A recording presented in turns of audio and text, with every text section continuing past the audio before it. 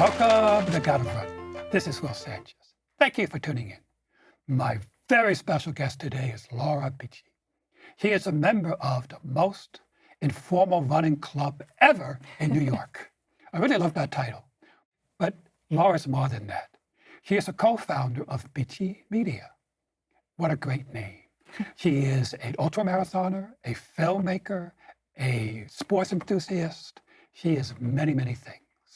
Her company, Beachy Media, worked with Kathrine Switzer last year on the iconic 50th anniversary of running Boston. I'm thrilled to have Laura as a guest. Thanks so much for having me. It's a pleasure. Laura, I know your friends and colleagues call you Beachy.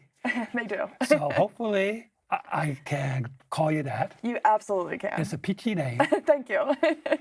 But, what kind of name is that? Beachy is Pennsylvania Dutch, so it's German. So somewhere back in the lineage, we were Amish. I am not Amish, but somewhere back there we were. Okay. Well, I mentioned Kathrine Switzer.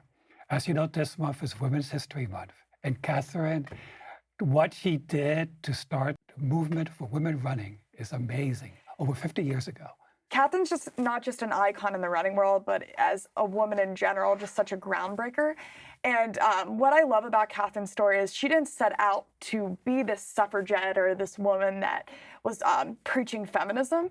She literally just wanted to run a marathon. She wanted to run the Boston Marathon. And that was such an affront to the idea of a woman entering that race to the race director that he tried to tackle her off the course. Unfortunately, he did not succeed. Her boyfriend at the time tackled him, and she went on to be the first registered woman to ever run Boston. It just so happened the media truck caught all of it on photo and video, and so she was plastered across papers across the country, and it jet set her into this role of being a spokesperson for women and women in sport. And to be honest, I've never met a 70-year-old, I've never met a human being with that much energy in my life. So if it was going to happen to someone, I'm very, very happy it happened to her. It's an amazing story. I had Kathrine here. And it's amazing. Only after I had her, I realized, for some reason, I didn't realize she was only 20 years old when she did Boston, so young. And so I realized, wow, it must have been really terrifying to have this grown man try to rip off your bib as you were running a marathon. And not only that, being 20 and then have to be articulate afterwards about what this meant for women in sports, and then taking that and making it a message for the rest of her life. I mean, that was the foundational moment of her becoming her. It is amazing. And then 50 years later, last year, 2017, she decided to do it again, to run Boston, the 50th anniversary, and you helped. What was your role? So I was Kathrine's publicist. As you can imagine, there was quite a large onslaught of media. So we did all the media coordination with the Boston Athletic Association and John Hancock, and also her nonprofit foundation, 261 Fearless, which is a women's empowerment nonprofit that uses the sport of running to help women overcome fear, and in developing countries as well as around the globe. And so we helped get the message of her new nonprofit 261 out, as well as the fact that she was running on the historic 50th anniversary with a field of women that was over 50%. Right. The whole marathon. Yes, the whole Boston now has about 50% women. Correct. And I think her team was about 125 people. It was 125 people, and if I remember, it was majority women, but I think 6 wonderful men as well. Cool. And of course, 261 refers to her bib that she ran originally and now retired. No one else can use 261. They retired her bib number 2 or 3 days after her 50th anniversary run, and it was a huge ceremony, and I think that it was definitely emotional for her. It's amazing how she prepared for that, and she did it. And I think her time was only like 22 minutes below what she did when she was 20. And that's when she was also stopping and taking photos and hugging people and being Kathrine as Kathrine. So she's not only an impressive human being, but she's quite an athlete. Oh, obviously, yes, she is. And at 70, she's still going strong. But I want to mention, there's so many layers to this story. There was another woman running that marathon when Kathrine did it. As you pointed out, Kathrine is the first one to run it with a registered bib. Yeah, so Kathrine, when she registered, rendered under the moniker K. Switzer. So it did not trigger any official to, see that she was a woman. But Bobby Gibbs was also a woman that was in the race who jumped in as part of the race without a bib number. That's right. That's right. And then I guess recently, years later, to the credit of the Boston Athletic Association, they have honored Bobby by acknowledging that she did come in first in those years. I think in the year before Kathrine, 66, 67, 68, she did it as a bandit with an unregistered number. You have to commend the BAA for recognizing that years later, and then also just celebrating the fact that multiple women can be pioneers in this area, and a phase where there was no one doing that. There was no one even considering going out and running a mile. And the idea of running long distances as a woman, there was just all these medical claims that were false, that our bodies weren't capable of that. Isn't it amazing that you weren't born then, but the people, the pioneers are alive. Many of them are alive, and you get to meet them. It's an honor to interact with them and just see them, as Kathrine says, passing the torch off to a new generation. Right. And then she went on to run New York. The first time, I think, she ran the 5-borough, right? Yeah, it was the first time she had run the 5-borough. She had reported, so Kathrine was a journalist as well, and she had reported on the back of a motorcycle in the motorcade for the women's race for years, but it was the first time that she tackled the race in the same year as Boston. So 2 marathons one year. I know. And, media blitzes on both. I know. And when she first went to New York, it was just in Central Park, I guess 4 loops of the big hill, and she came in first. Mm-hmm. Oh, I love the fact that she tells the story that, she trained to break 3. And she came in at 3:07 and was disappointed, even though she won. But the reason was the temperature was like 100 degrees and the humidity was like 90%. Being a perfectionist is a really tough life. But she holds the record to this day of the gap between the first place woman and the second place woman, like 27 to 28 minutes, which she's quite proud of. Yes, she very much is. Very much. It's good to see a 70-year-old really enjoy her athletic accomplishments. One of my favorite quotes from her is, "If you lose faith in humanity, go out and watch a marathon." And I think that joy for the sport and the love of that spirit has carried her through, where she will never tire of talking about running and engaging with the running community. All right. Well, let's get back to you.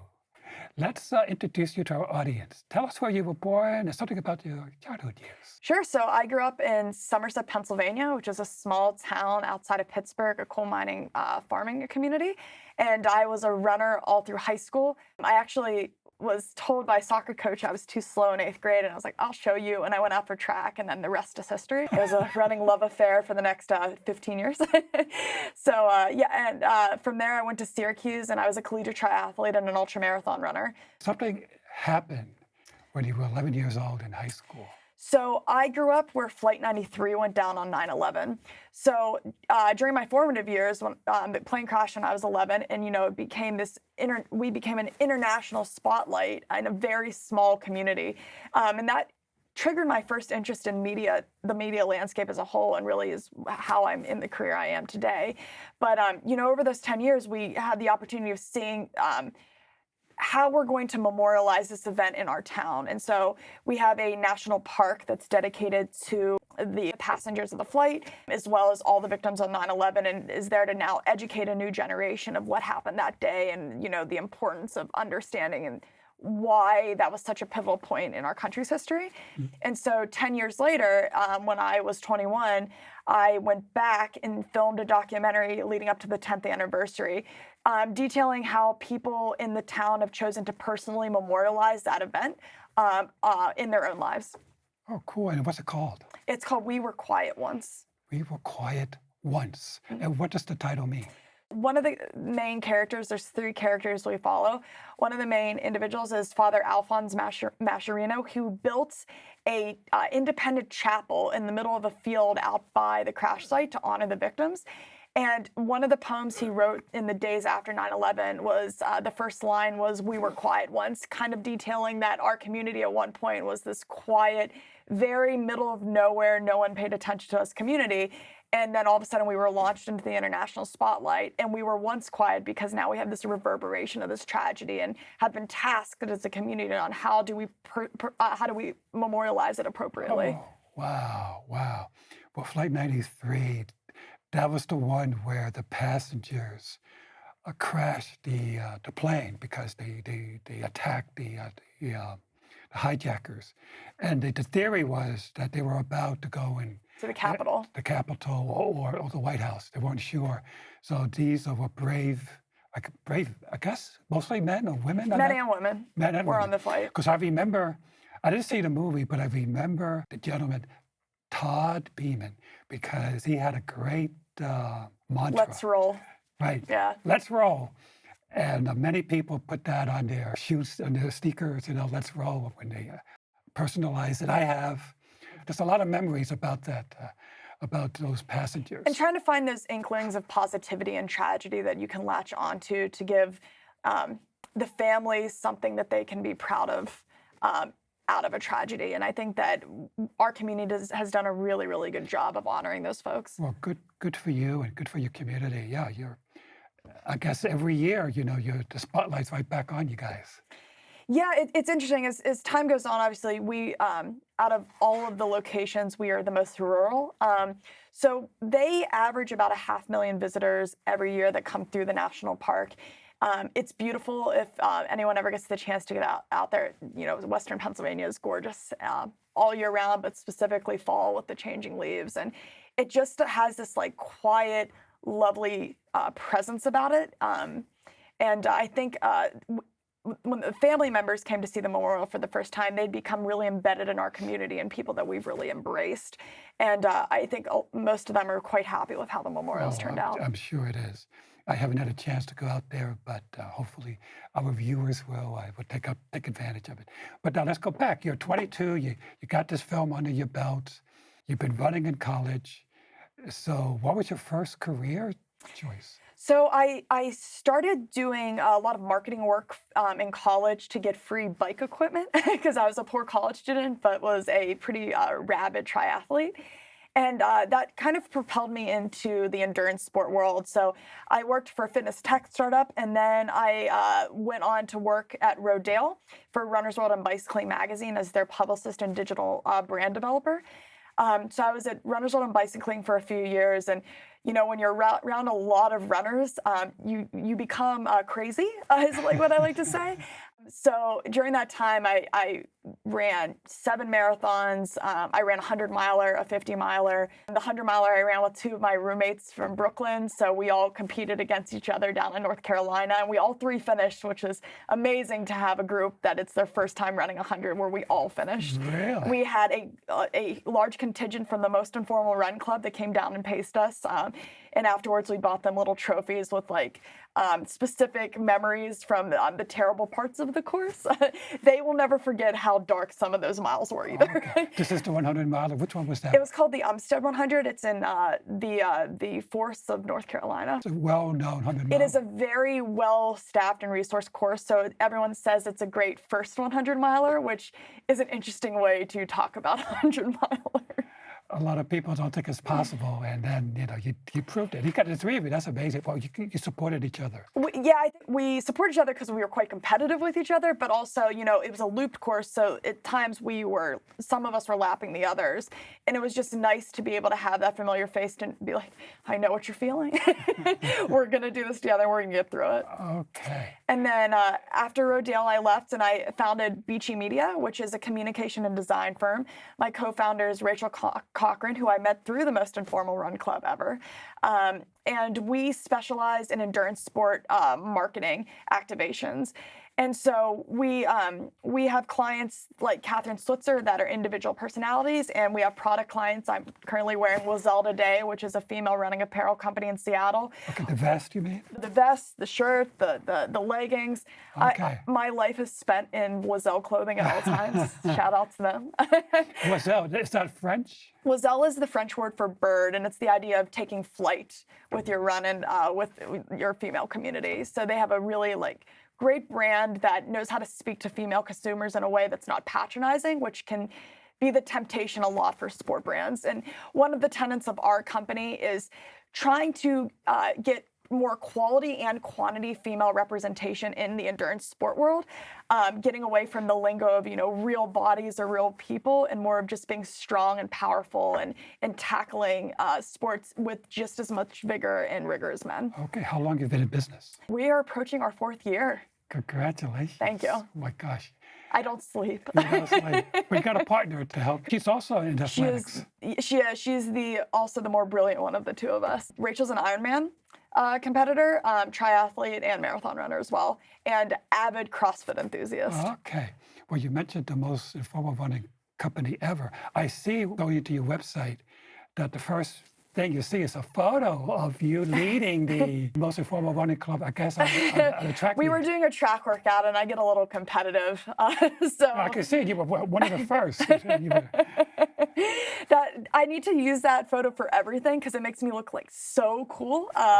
But yeah, we do track workouts every Monday night at the East River Park at 7 p.m. So folks come out and join us. We do Saturday brunch workouts. You can find us online at TMIRCE. I know you guys, I think you meet in front of Whole Foods down there. Because we have brunch after. Brunch. The more important part of the That's run. very important. All right. All right. So how did you find that running club? I used to do the Prospect Park $5 5Ks in the summer, which happened every other Wednesday, and it's a great series. And I went with my roommates at the time, and we saw this crazy group that were just so enthusiastic and wonderful. And we got to talking, found out who they were. It was kind of in the heyday where there were only about 5 or 6 people that were part of the club. So we were some of the founding members as well. And after that $5 5K, we invited them back to our apartment, and the rest is history. They have become. It's so nice to have that foundation of a running club in New York because it keeps you grounded, but they become your best friends. So it's not just the workouts. They are my support system. They are the people I hang out with on the weekends, the first ones I call when I have a bad day or a good day, and share my highs and lows. So I'm very blessed to have found them. I think they expanded because I noticed they added New York to their names. Apparently there are other So yeah, clubs? TMIRCE's, and it started in Boston, it's in New York, and we have one in Texas now.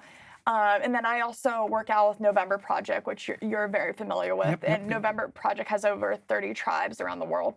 I like to call themselves tribes. It makes it really badass.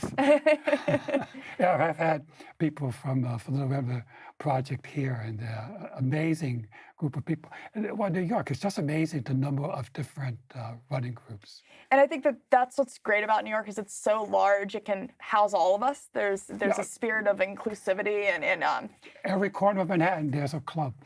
But now your company reps the shoe lights. So it's Night Tech Gear, and their founding product was Night Runner 270, and they were my first client ever. So they have a very special place in my heart. But Night Runner 270 are headlights that clip to your sneakers. So it's 270 degrees of visibility in the front with a red-facing taillight in the back for cars to see you. 150 lumens, so they're more powerful than most of your headlamps. They shoot directly out in front of you about 30 feet, and they are fantastic for like any early dawn or post-dusk runs. I run with them quite a lot back in Pennsylvania because it's not like in New York where there's streetlights everywhere. It gets super dark and super scary. So, and they are founded by a husband and wife duo out of Florida. Just brilliant, innovative inventors that hit their 50s, and they did a huge career change where they're inventors, and they've appeared on Shark Tank. We've been in over 80 media outlets, including Good Morning America. I heard of it. I guess they had a Kickstarter program. I ran their Kickstarter. You ran it. So I was an early adopter. I loved it. Thank you for keeping me in business too. Well, I also like the 25% discount. Yeah, not bad. And also, the lights are flexible, so you can push them up like depending on how headlamps. depending on how your foot lands and your cadence, you can adjust it accordingly on a swivel. It's a tremendous. It's a fantastic idea and a great product. Yeah. Two great people behind it. The team I was running with, they were jealous because, they were only available through that Kickstarter program. So I got the early release. So I immediately put them on and went out running with them. They're fantastic. And we actually also have signed in the last couple months another Shark Tank alum, Zero Shoes, which are based out of Boulder and Denver area. And it's another husband and wife duo, also Shark Tank alum. and they have a ton of shoe models. A lot of them are vegan friendly, and their running product is called the Prio, and it's a zero drop. Interesting. Is that to promote barefoot running? So they're very much into that barefoot category. Their original DIY sandal was modeled after Chris McDougall's book and the idea of barefoot running and the Tarahumara tribe. So they got their start kind of in that framework, but now they've expanded their line. So everything's still a zero drop with the idea of being grounded to the earth and having that that feel. But they have they just launched a hiking model and a hiking boot. They have great sandals that I live in the summer. Cool. And it's nice that our company has gotten to a point where we get to rep products that we 120% believe in. So I can talk about them all day. But Zero's a great That's shoe. great, and it's great. A lot of your products are sports oriented because you're such a sports enthusiast yourself. It's easy to sell something you love. Well, yeah. If you don't believe in your product, why should anybody else buy it? Correct. And also, I saw that you're a millennial, and millennials have this reputation that you guys really care about the environment and giving back to society. Is that for every check that you guys get, 2% goes back to the local community. So one of our tenets of our business is we have something called our 2% clause. So every check we get in gross, we immediately put it into a separate account. And we do projects for nonprofits. So we've done everything from supporting a cancer foundation founded by someone that has brain cancer to get cancer patients and their family moving and up and motivated in sport. We've done a big fundraiser for the Hurricane Harvey victims. We've worked a lot with Kelly's Cause, which does AVM research, which is arteriovenous malformations. So Kelly's Cause is a nonprofit based in upstate New York, and it's founded by the Gustafson family, and their daughter Kelly has something called AVM. AVM is a disease called arteriovenous malformations, which is a mouthful, and it is a very hard disease to treat. It's where the veins don't necessarily work with your brain, and so they create lesions, and there's a lot of surgeries that have to happen. So Kelly's now 22 and has had over 60 surgeries. And so their nonprofit is focused on educating the medical community more about this, but also helping people with AVM with treatment. And so we just have signed on with them for another of our 2% projects. We are redoing a full website and marketing materials and for a race called the Chocolate Challenge in upstate New York at the end of August. It's going to be a 5K and 10K where all the proceeds go to benefit Kelly's Cause. The chocolate, is there chocolate at the end? What is there's chocolate everything. There's going to be chocolate bars, chocolate wine. I think I'm going to sell out. It's a good race. It's going to be a good race. It sounds like many of the causes that you promote are known as orphan causes, meaning they don't have a lot of money coming in from the government. We support really small nonprofits.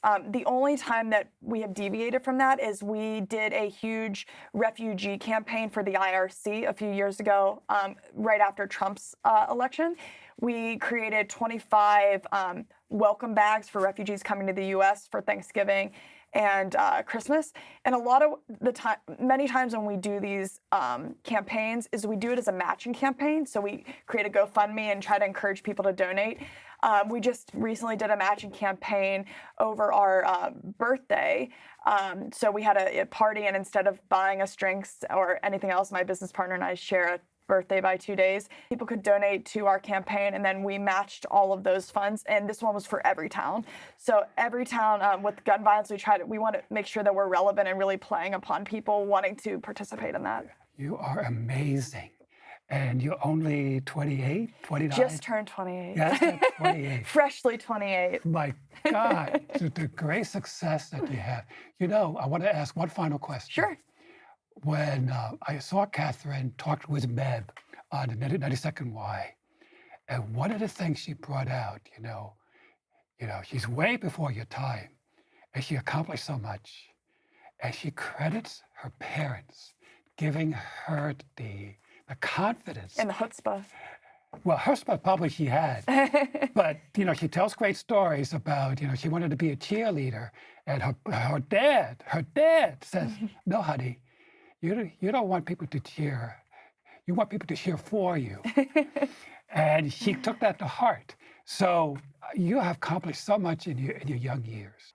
I don't know if you realize how fortunate you are, but you are. But who were your role models? Your parents? Where did you get this energy, this idea? You could do all these things. I mean, I think I was the most antsy kid that ever existed. I could never sit. I had to be doing something at all times. I was the kid in the back of the car that was constantly asking when we were going to get there for vacation, what we were going to do, what we were going to do every minute of every hour. So if anything, I probably drove my parents crazy. But family is so important. And my dad is the most competitive human I know, and he instilled that competitive drive in me.